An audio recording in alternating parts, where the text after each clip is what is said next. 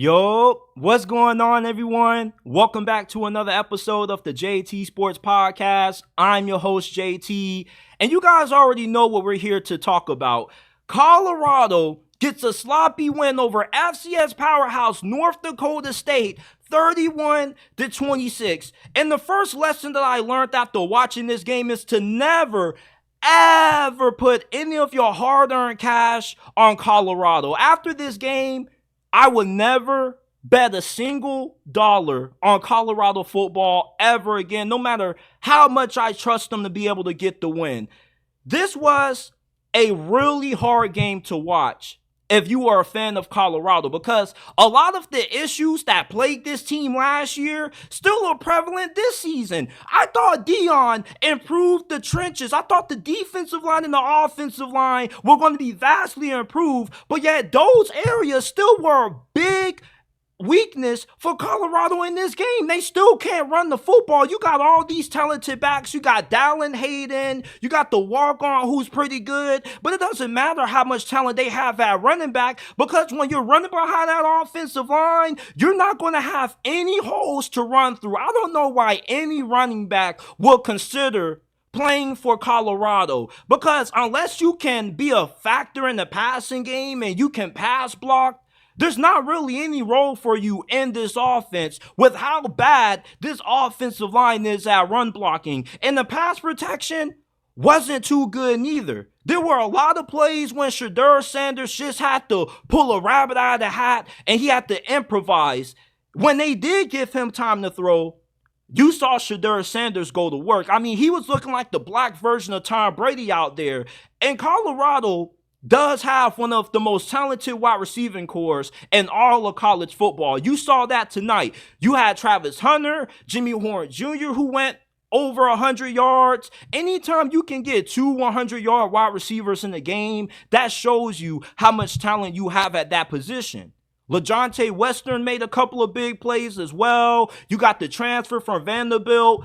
This is pretty much a Mike Leach style team. Think of those old school Texas Tech teams that Mike Leach used to coach. That's what Colorado's offense looks like. And you can win games that way, as long as you can run the football when you need to. And the fact that they didn't have a reliable ground game damn near cost them the victory, because why is it that after the 2-minute warning, North Dakota State has one timeout left? You would think run the football, force them to use that last timeout, but no.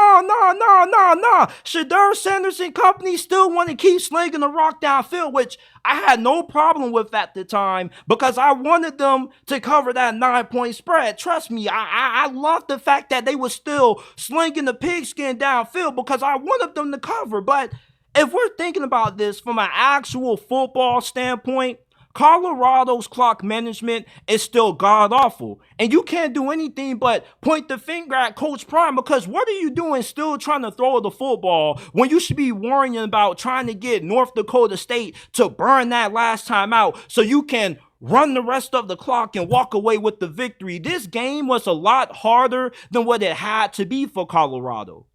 This team, once again, had a lot of moments when they looked poorly coached and undisciplined. I mean, Shiloh Sanders, I love all of the Sanders kids. I love Coach Prime, but Shiloh Sanders is terrible. He's garbage. He should not be playing safety, because all he cares about is trying to make big hits. He's like a big, bulky, Incredible Hulk out there at safety, only caring about trying to put the hit stick on somebody instead of having awareness, knowing his assignment, and focusing on not allowing big plays on the back end. That's your job as the safety. You're the last line of defense, which means you have to be dependable in coverage. And Shiloh just has no football IQ, no awareness, bro. He's like a chicken running around there with his head cut off. He's like the second coming of Jamal Adams. This is a linebacker playing safety.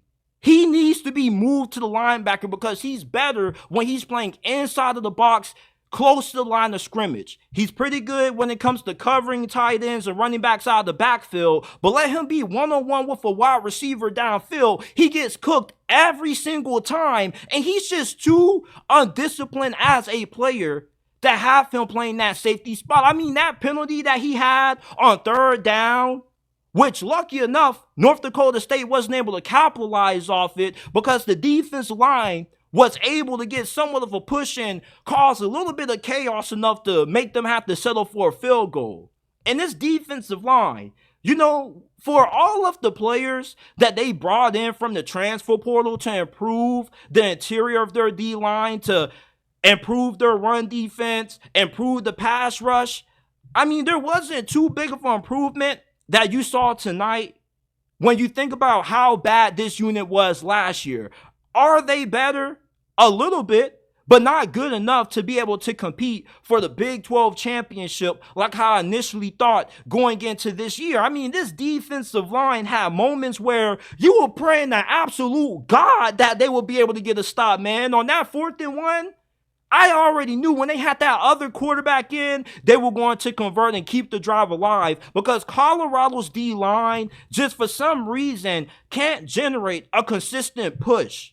You don't have to be able to get after the quarterback every single play, but you got to be able to push the pocket back some. There were too many throws when that Cam Miller dude just had all damn day to throw. And then they act like they were scared to tackle the brother, man. They had this man out there looking like he was prime, Johnny Manziel in his prime, man. After he had that rushing touchdown late in the 4th quarter, I knew Colorado had no chance of being able to cover. It made me absolutely sick to watch Colorado's defense tonight, man.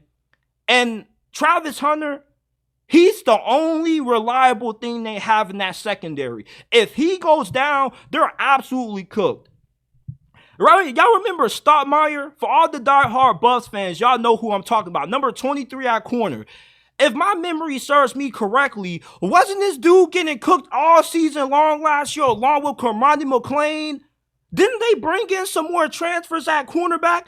So I was really surprised to see him still out there doing the same thing he did last year, getting cooked every single time he's in the game, bro. Like, Dion, I love you, brother. I want you to succeed, but you have to look in the mirror and you got to think, man, what can I do to improve as a head coach instead of coming at the media for all of these BS articles that they keep worrying about. They keep writing about me. You need to start focusing on what the media is writing about you and focus on coaching this team. When you have a well-coached football team, you don't have a lot of nasty articles written about you. Some of these are unwarranted, but I feel like Dion is focused too much on the media's perception and not focused enough as a head coach. I mean, with the way this team played, they had too many costly penalties that were just from this team not being disciplined.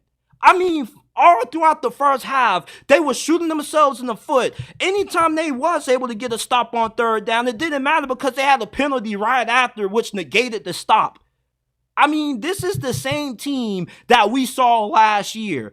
This year's Colorado team reminds me a lot of those Texas Tech coach Mike Leach teams. They were all offensive dependent, throwing the football, slinging the rock all over the field with great wide receivers. And Colorado, after watching this game, you can definitely tell that they got one of the best, deepest wide receiving rooms in all of college football. Jimmy Horn Jr., Travis Hunter, both had over 100 yards receiving. You had the transfer from Vanderbilt, Will Shepherd, who was doing some nice things. LaJohntay Western, he had a couple of nice plays. But this offensive line is not that good. Still, it's a problem. And I'm really concerned about Colorado's offense heading into their game against Nebraska next week.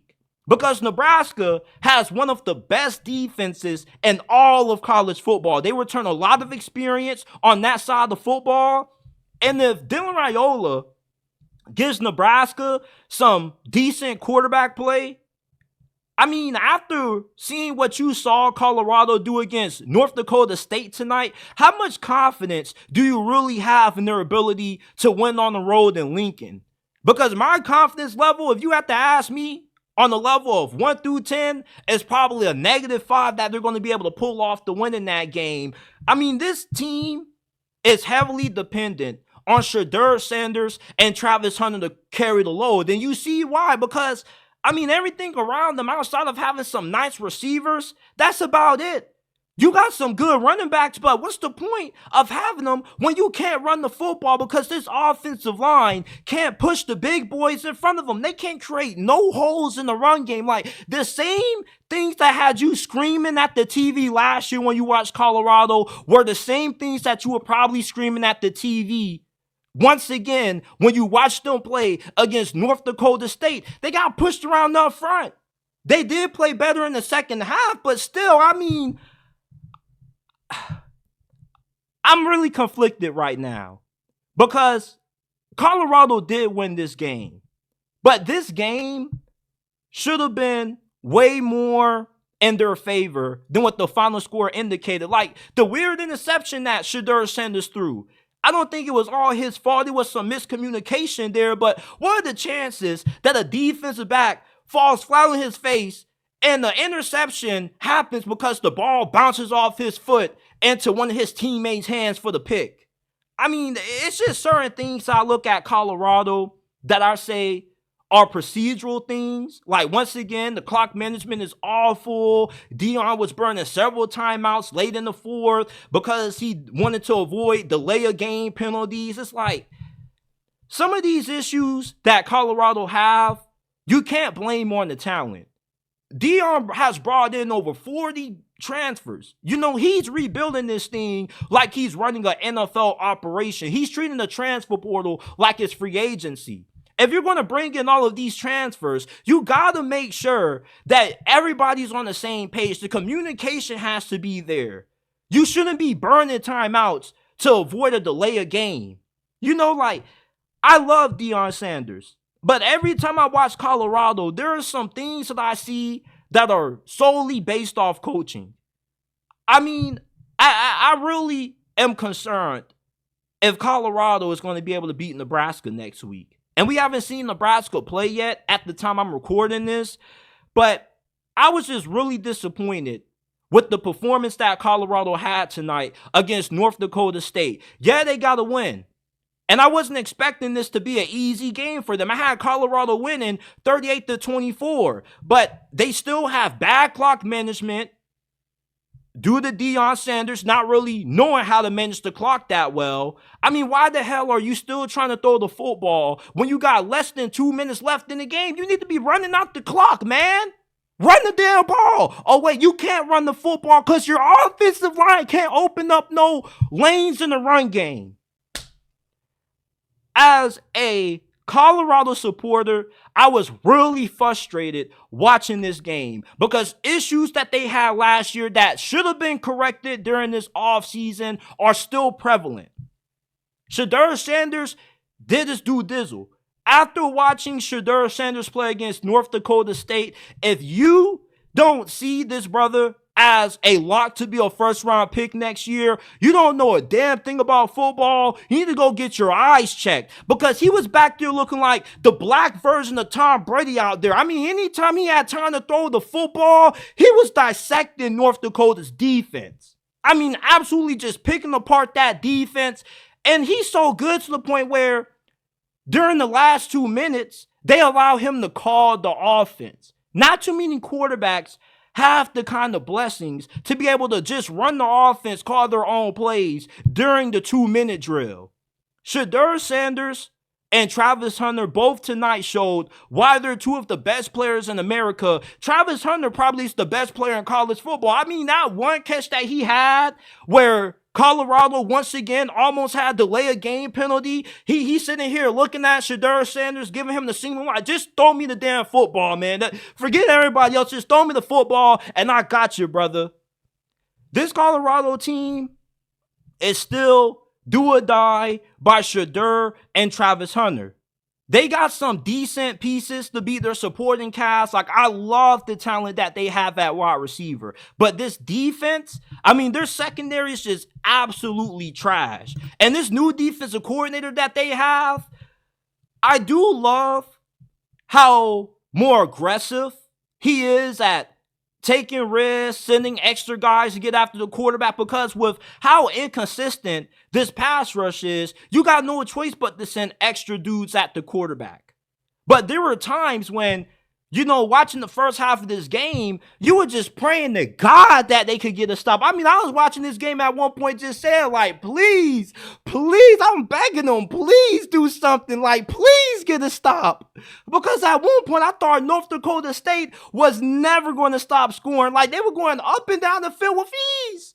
Like, you would have thought that these were both FBS programs, man. Like, it's so stressful watching Colorado play. It really is, because I really am rooting for Coach Prime to do some big things down there in Boulder. And I love him as a coach and as a person. This is one of my favorite athletes of all time, but it's just, you got to criticize him. You got to. And I get that some of the media criticism that he gets is a little bit personal. Some of it is unwarranted. But when it comes to just critiquing him as a head coach, there definitely is a good amount of criticisms to be said about Coach Prime and how he goes about handling certain situations as a head coach. Like, he needs what Mario Cristobal has, an assistant coach that's only there to help him manage the clock. Because Dion, I guess when he's coaching these games, he isn't worried about the clock. He just views these timeouts as just second chances. Like, these timeouts are crucial. And you just burn them once you get into halftime. Like, you already done all 3 timeouts in certain games that they played in last year. And those issues are still prevalent. Like, listen, man, I had a lot of optimism about Colorado going into this season. And they are 1-0. But this game just, it was a lot left on the table. And you can't tell me that, this week 1, like, they're going to get it figured out, JT. Like, a lot of the issues that Colorado had in this game against North Dakota State aren't going to get figured out. You want to know why? Because these are the same exact issues that plagued them last year. Everybody in the secondary but Travis Hunter is getting burnt. Shiloh Sanders can't cover nobody worth a damn. He needs to be playing linebacker. Offensive line and defensive line are getting pushed around all game long. Like, it's Shadur Sanders and Travis Hunter saving the day like it always was last year. For as much as what Colorado has invested into this team from the transfer portal, I expected way more. This was a sloppy game. And I know there's a good amount of you Bucs fans that are going to come at me in the comment section. They're going to say, JT, you're hating on Coach Prime. I'm not hating on Coach Prime. I'm being honest. I love Deion Sanders and I want him to succeed. I can't stress that enough. But you are just holding water for him if you can't give him fair criticism. Because we know this dude is far from a perfect coach. Go look at the last 2 minutes of this game. Bro, North Dakota State has 1 timeout. You got less than 2 minutes in the game to go. Run the damn ball, force them to use that timeout, and kneel the rest of the game out, man. How hard is that to know? You learned that playing Madden, college football 25. Like, if you're a head coach and you struggle with clock management, that is unexcusable. Because you can have better clock management, never ever having any experience being a head coach before, and learn how to manage the clock playing Madden, college football 25. Like, some of these head coaches need to play some of these football games so they can have a better understanding of proper situational management. So Colorado is still 1-0 at the end of the day. Maybe I am being a little bit too hard on them because they didn't cover. They did cost me some cash, but this was a really sloppy game. And a lot of these issues that they had aren't just, it's week 1, just let them figure out the kinks. In college football, I really believe that what you do week 1 kind of sets the tone for what you're going to be as a team for the entirety of the season. Week 1 is a tone setter. And for Colorado, your defensive line, your offensive line still continue to get pushed around. And this was by an SES team. I can't even fathom what the hell is going to happen when they travel on the road to Lincoln, Nebraska next week. Nebraska, they got some dudes on the offensive line. They got some monsters on the defensive line. You saw what they were doing to Shadur Sanders last year. When he sacked like 5-6 times at half? These boys just might have 15 sacks in one game. Uh, this was a really stressful game to watch for me. It really was. Not only did I have Colorado covering -9, but I mean, at one point, I just questioned were they even going to be able to win the game. I didn't even care about them covering. I was like, bro, can y'all just win? Because I'd rather you not cover than you just flat out lose. And got people in the comment section saying, here you go, JT, you gas this team up all off season, and they lose to an FCS team in week 1. Colorado wins 31-26. I mean, their defense got stops when it mattered the most. And a lot of how this game went didn't really surprise me. I was never expecting for Colorado to roll over North Dakota State. And if you are somebody who's only watching Colorado because of Deion Sanders, you don't watch college football that much, North Dakota State is a powerhouse. They are a staple of the FCS. You know, this was never going to be a cakewalk. North Dakota State could have been playing any other team in college football like Alabama or Tennessee or LSU or somebody like that, and they wouldn't have got pushed around. You feel me? They will at least put a couple of points on the board. But if they were playing a better team than Colorado, they probably would have lost by 3 or 4 possessions. North Dakota State is no pushover. I had Colorado winning 38-24. But watching this game, there was a large duration of this matchup where North Dakota State just looked like the better team. And this was the first game they ever had with their new head coach.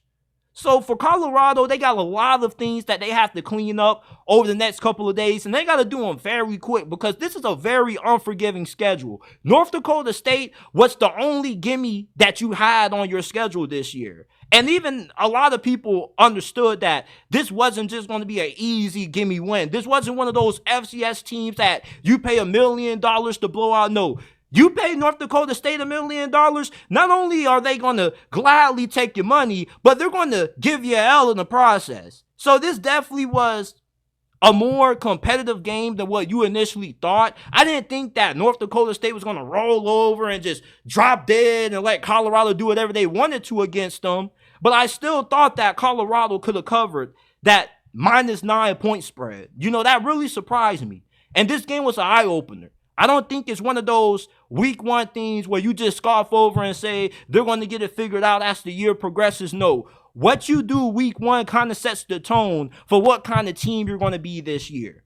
And after watching Colorado get this sloppy win over North Dakota State, it's safe to say that this is going to be one of those old school Texas Tech kind of Mike Leach coach teams where, you know, it's just all offense, throwing the football, and you got to outscore everybody to win. That's what I see when I watch Colorado play. Colorado reminds me exactly like those Mike Leach coach Texas Tech teams. They're all offense, throwing the football, maybe run the football here and there, but you're not going to have any defense, so every game's going to be a shootout.